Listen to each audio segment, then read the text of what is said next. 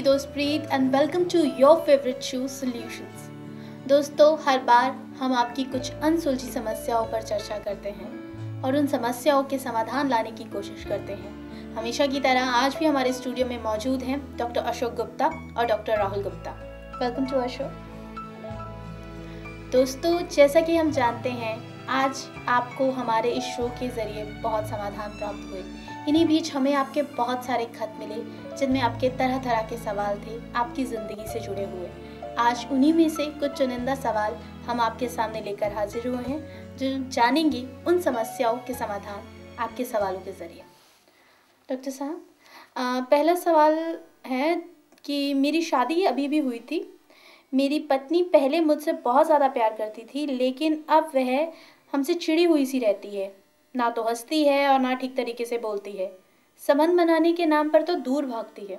क्या करूं? जनरली ये देखा जाता है कि मैरिज के कुछ समय बाद जो है जो सेक्सुअल फ्रीक्वेंसी है वो कुछ कम होने लग जाती है।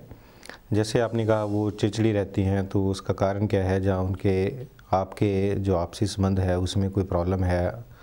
कई बार देखा जाता है कि कुछ लोग जो है वो छोटी छोटी बातों में उसको ताने मेने करना या उसकी बातों के प्रति जो वो हॉस्टाइल हो जाते हैं, जिसके कारण आपस में जो है संबंधों में डिफरेंसेस आने शुरू हो जाते हैं। या कोई पारिवारिक कारण भी हो सकता है। तो इसमें बहुत से फैक्टर हो सकते हैं। ज़रूरत है आपको अपने पार्टनर से कम्युनिकेट करने की भी, क्या कारण है कि वो आपसे जो है वो हमेशा इरिटेट रहती हैं, आपसे गुस्सा रहती हैं, संबंध बनाने के लिए वो इच्छुक नहीं हो पाती हैं। जहाँ आपको वो उनकी एक्सपेक्टेशंस हैं जो कुछ आपके प्रति, तो वो उनकी पूरी नहीं हो पाती हैं। जैसे सेक्सुअली वो आपको कोई इनकॉम्पिटेंट मानती हैं कि आप उनकी डिज़ायर को फुलफ़िल नहीं कर पाते हैं।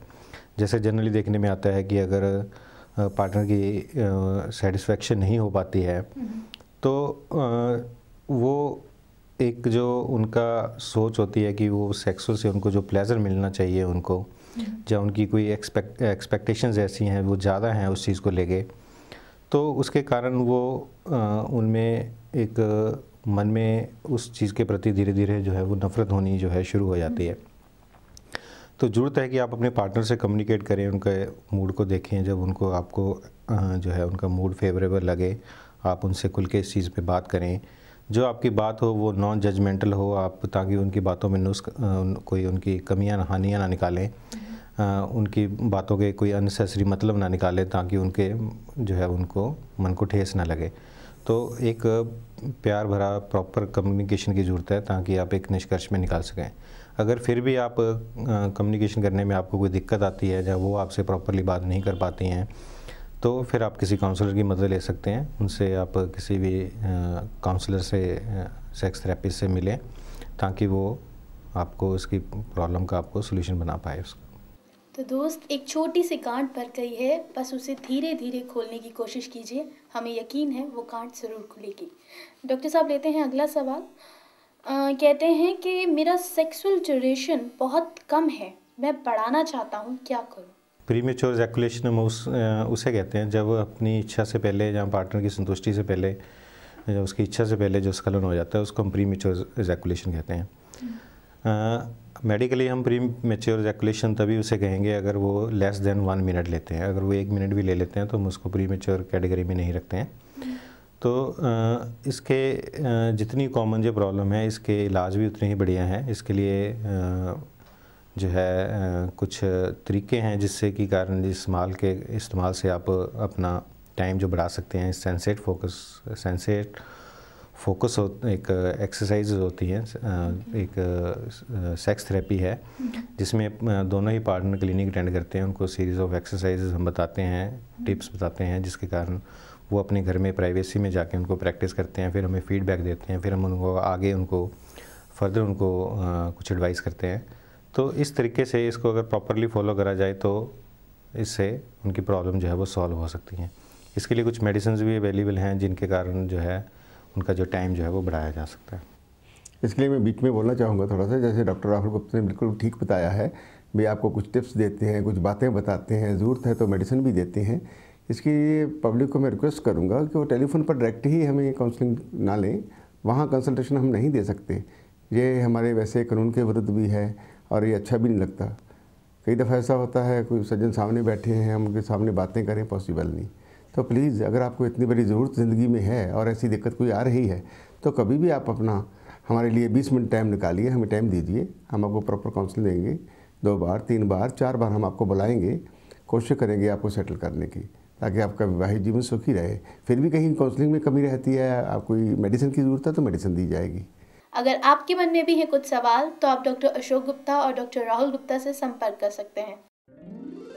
डॉक्टर अशोक गुप्ता से संपर्क करने के लिए एड्रेस है अशोक क्लिनिक, 321 उत्तम house, 2nd floor, near Fatehpuri Masjid, Chandni Chowk, Delhi 6। Phone number 011-2391-3008, 23945050।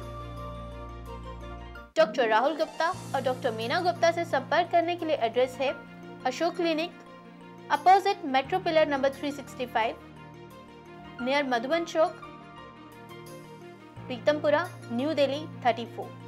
Phone number है 011-27014499। डॉक्टर साहब से संपर्क करने के लिए आप सुबह 10 बजे से शाम 5 बजे तक कॉल कर सकते हैं। तो मिलती हूँ ब्रेक के बाद।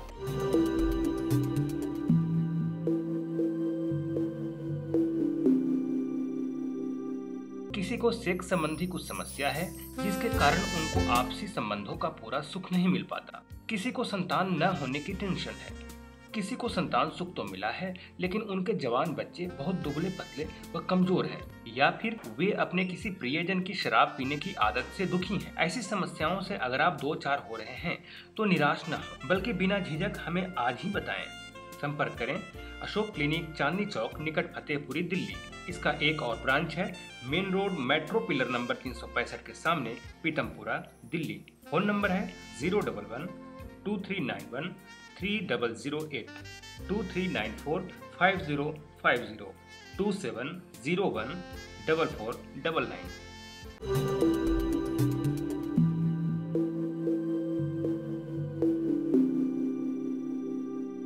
ब्रेक के बाद एक बार फिर से आपका बहुत स्वागत है।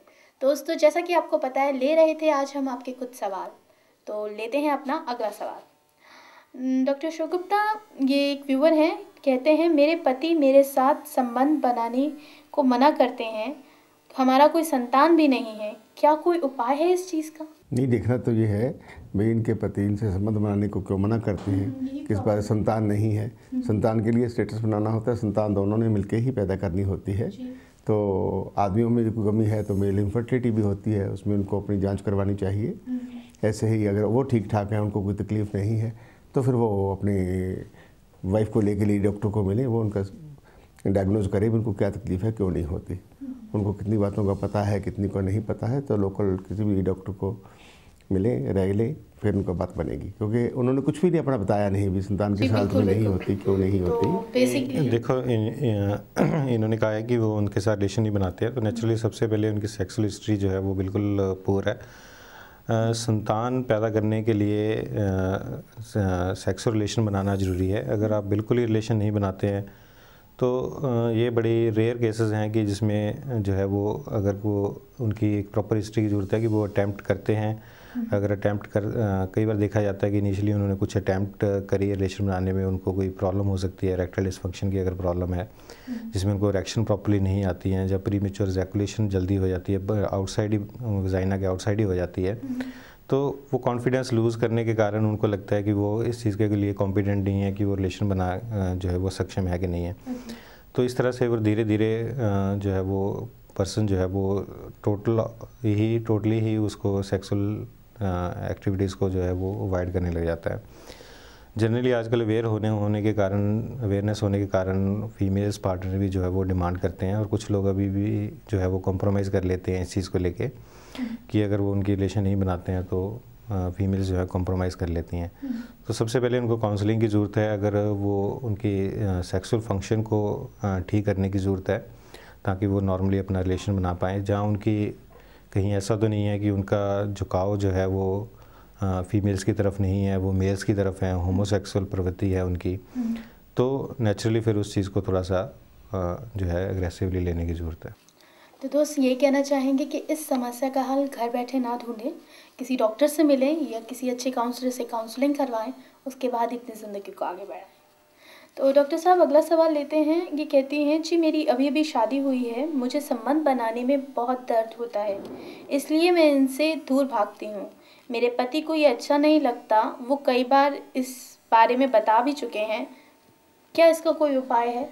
देखिए, फीमेल सेक्सुअल डिसफंक्शन की हम बात करते हैं तो ये सेकंड मोस्ट कॉमन जो है फीमेल सेक्सुअल डिसफंक्शन है आफ्टर जो है ऑर्गेज़मिक प्रॉब्लम होने के बाद। सबसे जो कॉमन अगर फीमेल में हम सेक्सुअल प्रॉब्लम देखते हैं वो ऑर्गेज़म की है, वो उनकी जो चरम सीमा है, संतुष्टि है, वो नहीं हो पाती है, सेटिस्फेक्शन लेवल नहीं हो पाते हैं।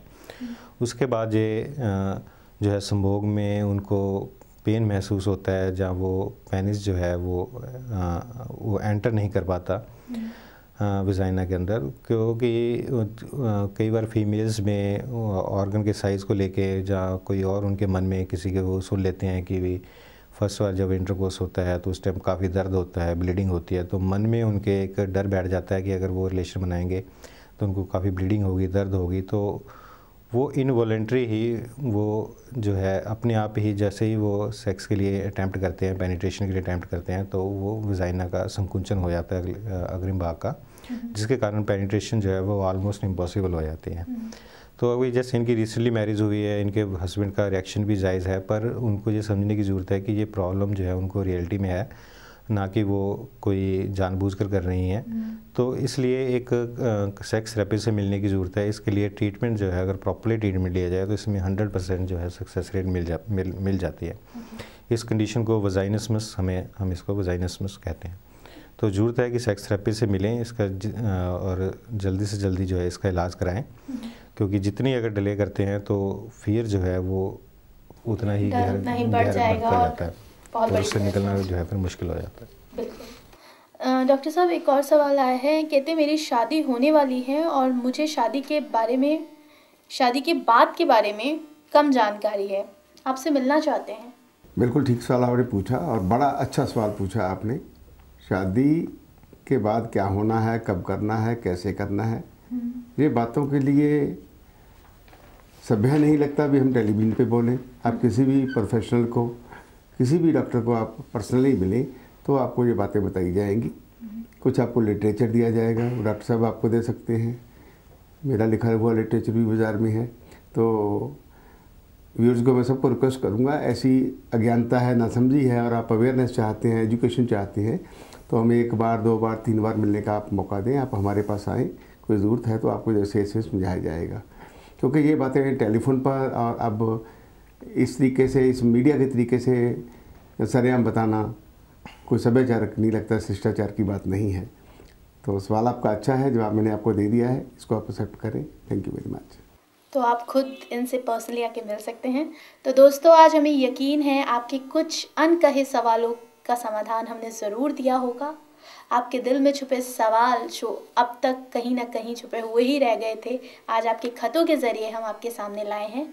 आज के लिए बस इतना ही। अगर आपके मन में अब भी कुछ सवाल हैं तो हमें लिख भेजिए और आप संपर्क तो कर ही सकते हैं डॉक्टर अशोक गुप्ता और डॉक्टर राहुल गुप्ता से।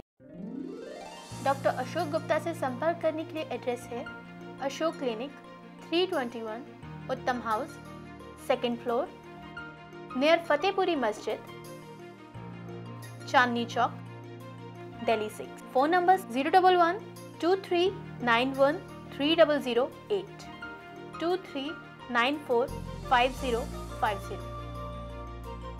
डॉक्टर राहुल गुप्ता और डॉक्टर मीना गुप्ता से संपर्क करने के लिए एड्रेस है Ashok clinic, opposite metro pillar number 365, near Madhuban Chowk, Pritampura, New Delhi 34।